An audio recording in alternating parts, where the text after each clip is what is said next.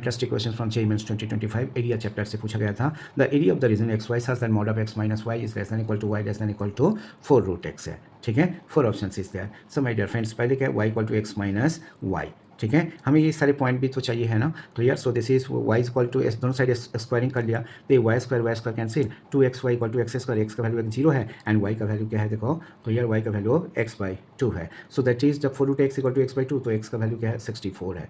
ठीक है, clear, x का वैल्यू जब 64 है तो y का वैल्यू फाइंड करने के लिए इस पर पुट कर दो। सो व्हाट विल गेट, ठीक है, ठीक है, you will get, so this is, ये जो कर्व है, ठीक है, एक से यहीं पे 64 है, एक 64 का मतलब क्या है, सो दैट इज वाई का वैल्यू यहीं पे 8 है, तो 8 इंटू 4 32 है, 64 से 32 है। सो आपका जो एरिया होगा parabola minus line D x, parabola कहाँ से, सो दैट मीन्स ये जो पार्ट है 64 है। सो 0 से 64 पैराबोला माइनस लाइन 0 से 64, लाइन पे वाई का वैल्यू क्या है, x/2 है, पैराबोला में वाई का वैल्यू क्या है, 4 root X, by square root function है। सिंपल इंटीग्रेट करो, क्लियर, यहीं पे जब 64 पुट करोगे, 64 मीन्स क्या, सो दैट इज 8 का square whole to the power 3/2, 2 cancel, तो 8 क्यूब है एंड 64 का स्क्वायर बाई दिस। ठीक है, ये क्या हो रहा है देखो, सो this is what will get, 8 का पार्ट 4/3, ये भी 8 का पार्ट 4/4, 8 का पार्ट 4 कॉमन ले लो, 4 माइनस 3/12 है तो 1/12 है, 4 बार 8 को मल्टीप्लाई करो, दिस इज 12। ठीक है, 4 से कैंसिल करो 3, दिस इज 2 है। सो this is 64 into 16/3, 64 into 16 is what 1024/3। आपको क्या फाइंड करना है, क्लियर, सो देखो 1024/3, सो दिस इज आंसर है। सो माय डियर फ्रेंड्स, ये भी डिफिकल्ट नहीं है,